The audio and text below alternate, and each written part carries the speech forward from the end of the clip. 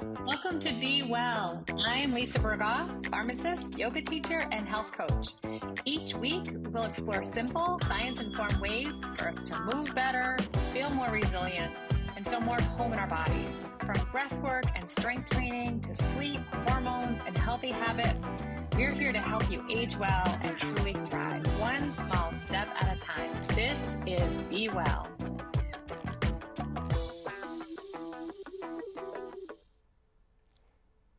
Hi, it's Lisa Burgaw. I'm from Zenna Now, and this is Be Well. Happy New Year. This is our first episode in 2026, and we're going to talk about not necessarily New Year's resolutions per se, but about becoming our best selves in this new year, this new season.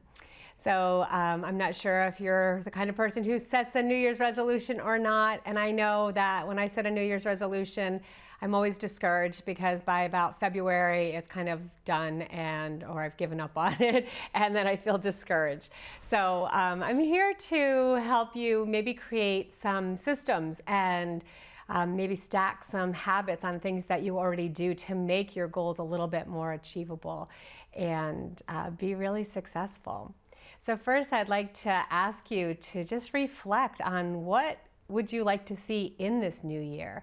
And maybe it's not right now that you're planning everything. January 1st doesn't have to be when we make all the changes. I know some people really, that's their go point, that's their starting point. And other people wait and they kind of like mull it over and start thinking about it and till the soil and get the soil ready for those seeds so you can plant those seeds and then watch all the new stuff grow. So maybe you decide to make your changes in the beginning of the year. Maybe you do it at the Lunar New Year, which is towards the end of February this year. Maybe you do it at the spring equinox. Maybe you do it on your birthday. It doesn't matter when you do it, and you can start over every single day. So again, it's about creating healthy habits to move you in the right direction to become the person that you really want to become. So reflecting just on, what you want to see in your world. If you could have the perfect dream life, what would it look like? Maybe see yourself achieving all the goals that you've got on your list and going all the places and really jumping over all those things. And what does that really feel like? What kind of person are you? And that's where you can really make these changes. When we change our identity and start to work towards doing the types of things that the type of person we want to be would do. So maybe your identity is to be a really calm and grounded person. Maybe your identity that you'd like to work towards is to be a healthy and fit person, or a joyful person, or a playful person. So I would invite you to start there. Envision what kind of person you would like to be. What would you like to feel like? How would you like to feel if things could just go perfectly? And remember, there is no perfect. So progression over perfection is always, always, always my mantra. Progression over perfection, just moving forward. And sometimes we do a cha-cha and we step back a little bit and then we move forward, and giving yourself some grace when you kind of do those back steps a few times. So again, I'd like to talk more today about creating some systems and stacking some habits to work towards becoming the type of person that you would like to become in 2026 or in the next week or the next month or the rest of your life. So for me, one of my real big goals is to be as healthy and fit as I can for as long as possible. I would like to be as productive and with it for as long as possible. So I've been working on just improving baby steps a little bit at a time and creating some sustainable practices. I feel like if we go too big too fast, it's just way, way too hard. And we can become really discouraged and end up just quitting and giving up on our goals. So while having big goals is very important, having vision is fabulous, and working towards them, putting those steps in place, putting those systems in place, and changing your mindset can really make you more successful in working towards where you want to be. And there's so many different ways to get there. So this isn't about inventing yourself or reinventing yourself. It's really about creating those systems, those habits, and forming the identity of what you'd like to become, or how you'd like to improve or maintain where you are already at, if you're feeling really wonderful and where you are right now, and just taking it one small step at a time.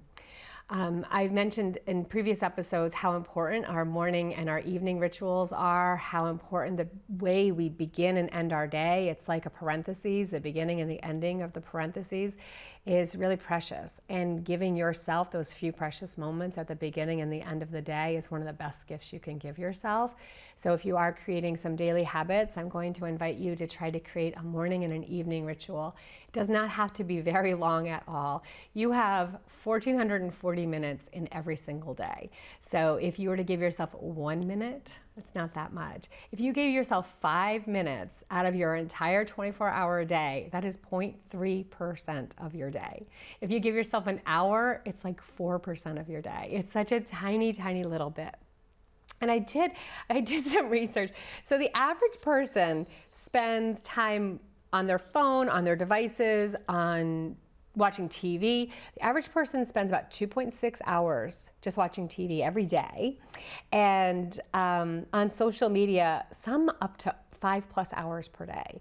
Just could be scrolling, and maybe you're reading good content. And I'm not asking you to give that up at all. You're absolutely allowed to scroll. You're absolutely allowed to watch TV. But maybe instead of 2.6 hours a day, maybe you watch for 2 hours a day and take that 0.6 hours and do something for yourself to nourish yourself, body, mind, and spirit. And it's just something to think about. You have agency. You have free will. You get to do and you get to choose. And I'm going to invite you to choose yourself, at least in this next little bit. Choose yourself and take on some habits that will help strengthen your mindset and where you'd like to grow, where you'd like to be, and how you want to show up. Another thing that I like to do is I have a catchphrase or a song, like an anthem. So it could be at the beginning of every year or beginning of every week or every month. You decide what your song is going to be. What is your anthem? You see these athletes that come up to bat, they get out on the court, and their song is playing, and that's their anthem, and it really pumps them up and gets them going. So maybe you've got an anthem, maybe you've got a song. I've got a few. I love Beautiful Day by U2. That's something that always lights me up if I'm feeling kind of gloomy or sad or just don't feel like moving. I'll put that on. That's one of my anthems. Beautiful Day, Lovely Day is another really great one. It could be something more powerful. Maybe it's Roar or Survivor. Who knows? Maybe you've got a song that really lights you up. So that could be something that you use. There's so many different tools we have available to us. And my phrase that I use every day is, I've got a couple. I choose joy is one of them. I have a little plaque in my bathroom. It sits right above my sink. And it's the first thing that I see when I go into my bathroom to brush my teeth in the morning. And it says, choose joy. And we have that choice. Again, we have agency and we have choice. And so we can choose to see what's all going wrong, what's miserable, how tired we are, and how much we have to do, and the drudgery. Or we can pause, we can take a breath, and we can choose again. So I choose joy every single day. Joy is something that's on the inside. It's not dependent on anything that's external. It's not dependent on our environment. It's not dependent on our jobs or our community. Joy is something that we get to choose. It's on the inside, and nobody can take our joy away. We can choose to dim it. We can choose not to look at it, but it's there. So we get to choose joy if we'd like to. The other statement that I say pretty much every day is I show up. So, getting ready to come here and record this show today, I get the jitters and I'm like, maybe what I have to say isn't going to resonate or whatever, but I'm going to show up and I'm going to do my best. And that's all I can ask. And I ask myself that same thing at the end of the day. Like, did you show up? Did you do your best? And sometimes my best is 5% and sometimes my best is 100%, but I show up every day. And so I'm going to encourage you to do the same. And it could be like your exercise routine. Maybe you want to take on more movement in your life this week or this month or this year. And instead of quantifying it, say that you're going to exercise every single day for 2 hours a day and make it really unrealistic. Set a more reasonable goal for yourself, and maybe you just say, I move my body every day, and give yourself some grace on the days that you don't feel like it. Just move for 3 seconds instead of a full hour. So again, make choices that are sustainable, that are going to support you, and also make choices to do things that you enjoy doing. So back to movement, I do think it's important to move our bodies every day. There's been so much research behind that. People that exercise regularly, their brain function is better, they sleep better.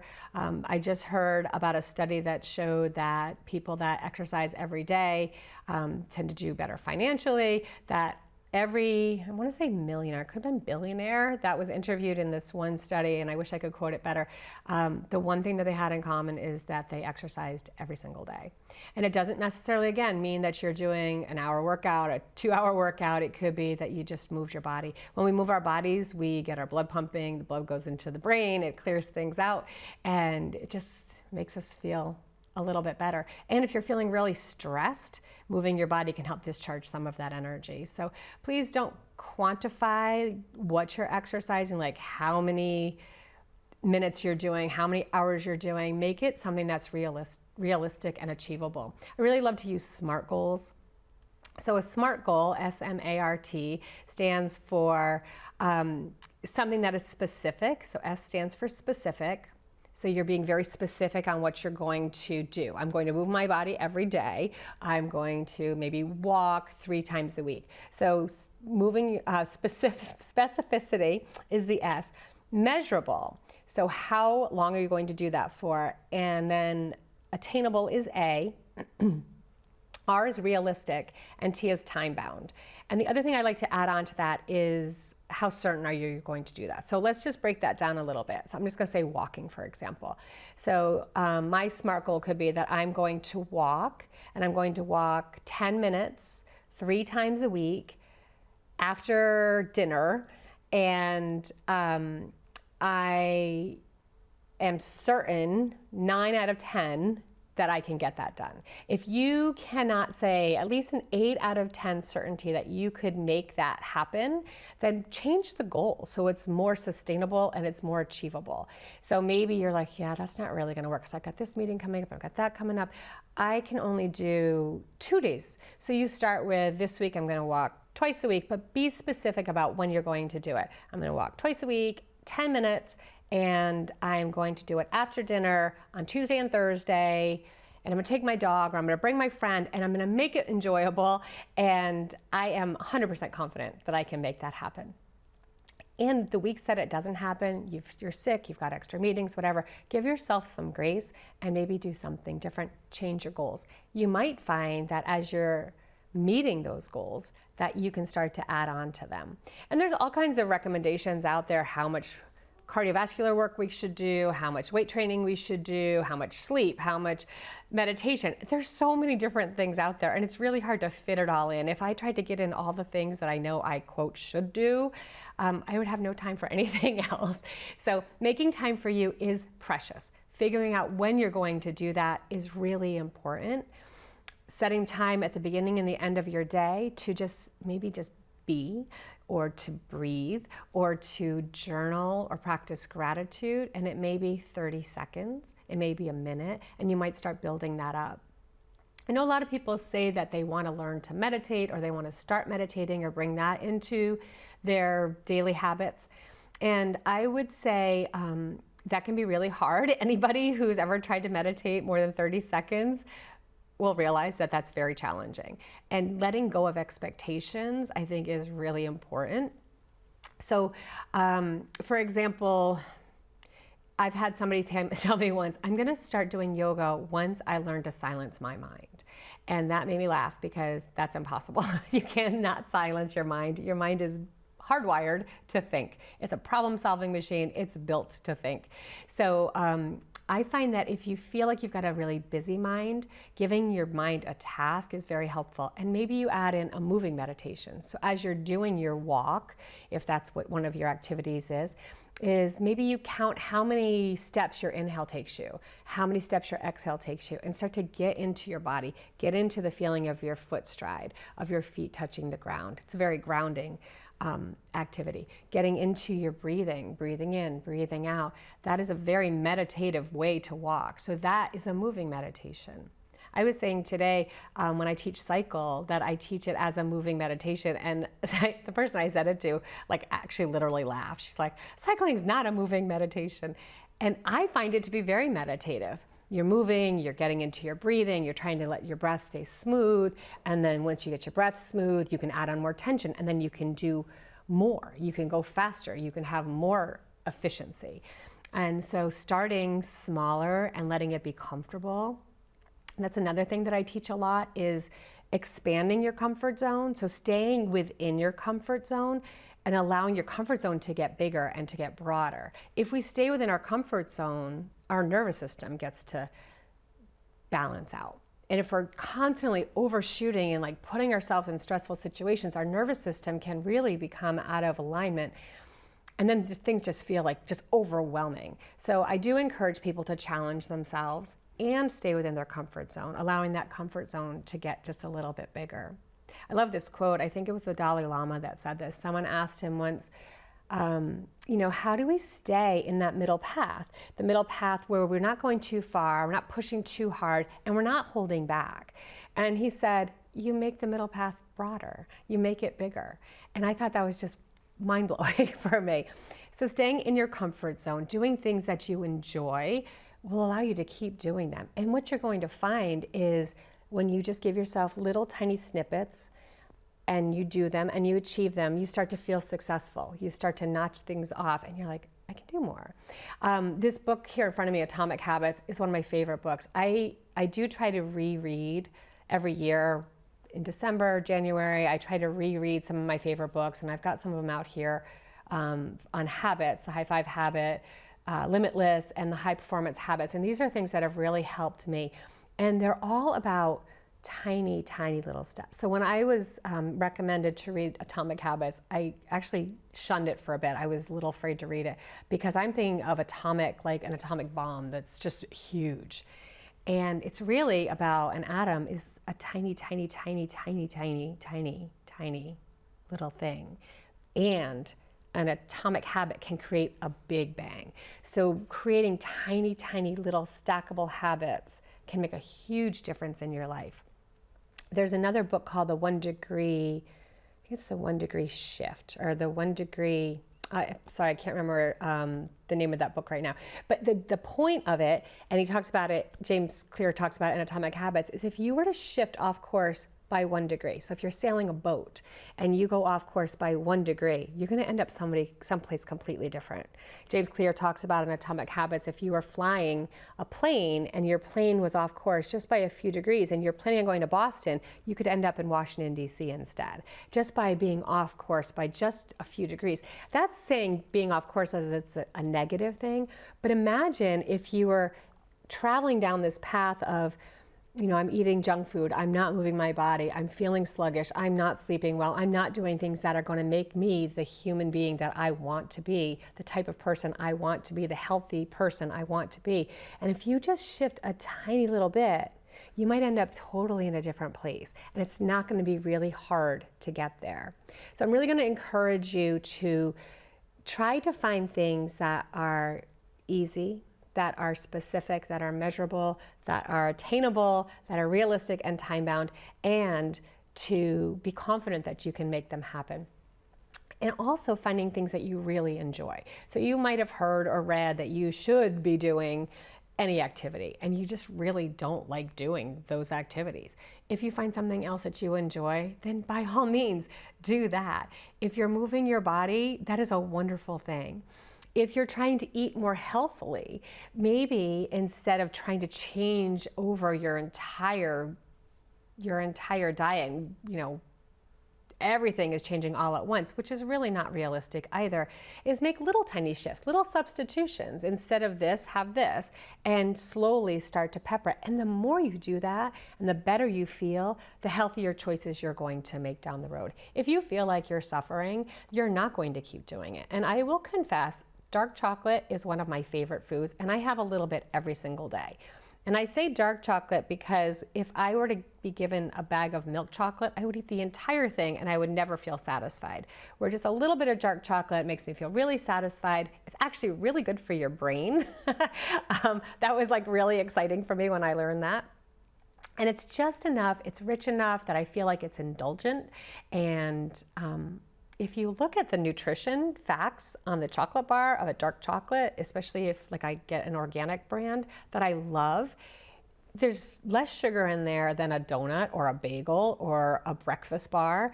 There's a little bit of caffeine, and there's phytochemicals that help to like help your brain and make your brain a little bit more on. And I'm not saying to eat like bars and bars and bars of chocolate. And I'm not suffering because I get to have that little treat. And it's something that I give myself that treat every single day. And I don't mind, and I'm not going to apologize for it. And that allows me to make healthier choices in other areas. So it's, again, creating different types of choices. And when I say choices, I think that's really important, because if you are making choices, you're in control. And I really think that's important, because most people really want to be in control. Our brains want to be in control. And when we feel like we have no say, we're not in control, we're being told what to do, we're less likely to follow through. So if you can find ways that give you yourself agency, and you have choice, and you're feeling good, and you're making little tiny little changes to make you go towards the person that you really want to become, you're going to be successful.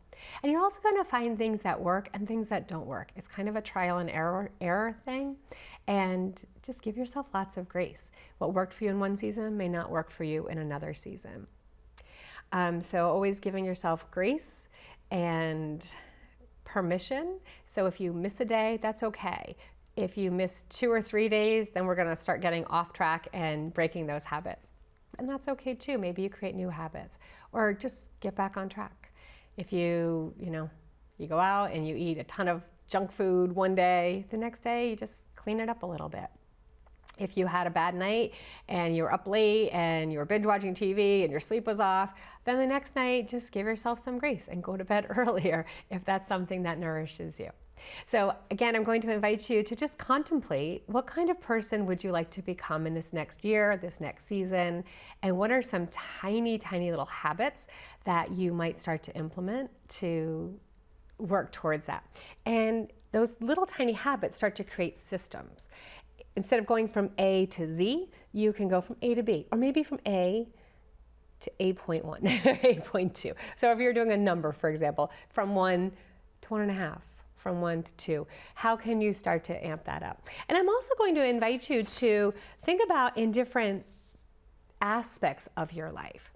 I do like to do a vision board. I do a vision board on an app called Canva, and so mine's digital. And I have one for different categories in my life, and I try to update it every year.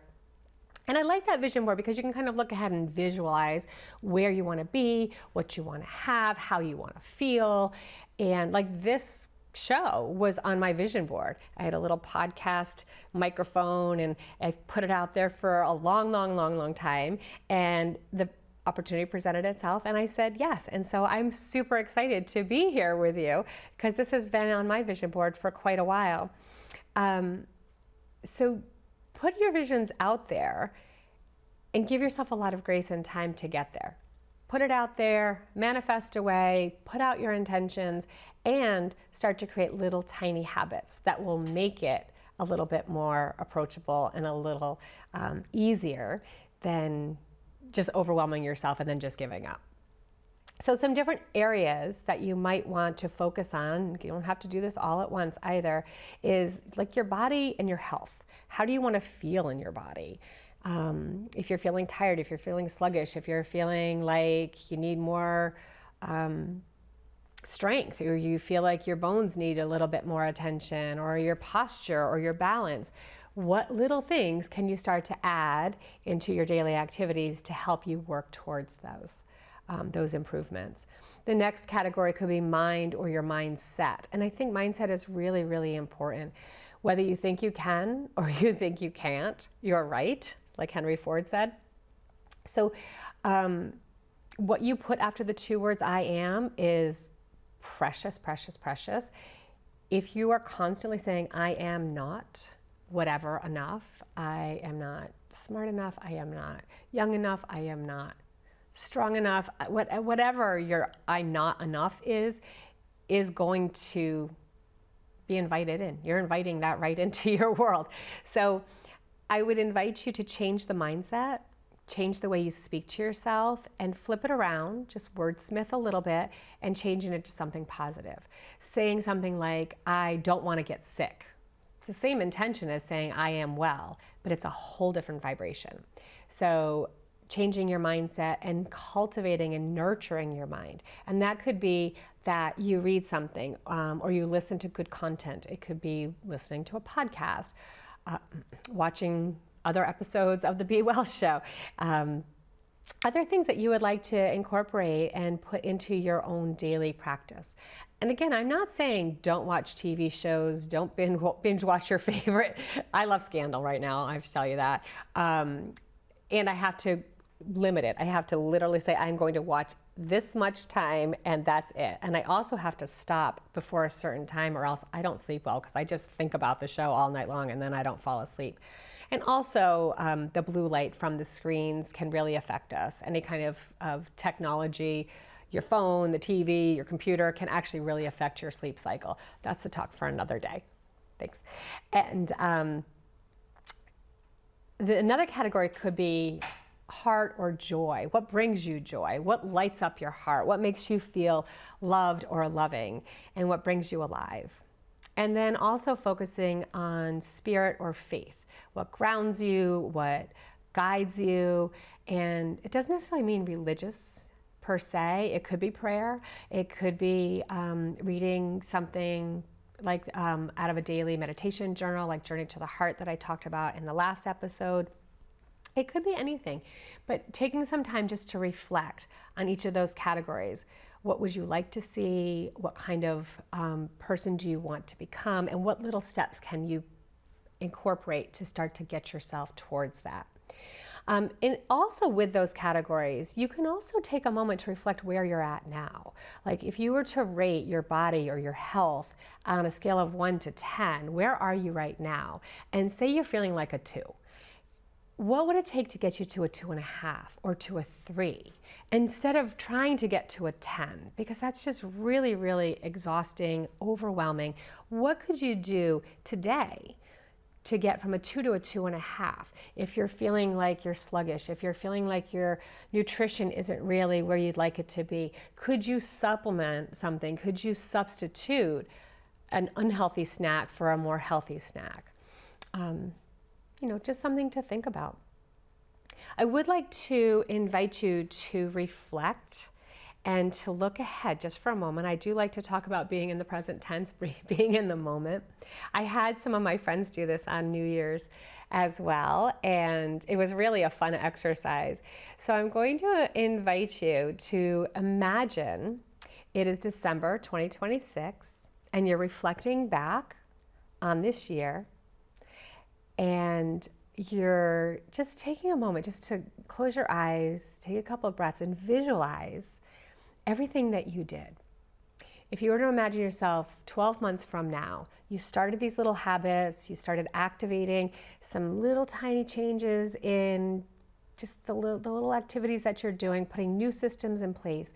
Looking back, where do you see yourself?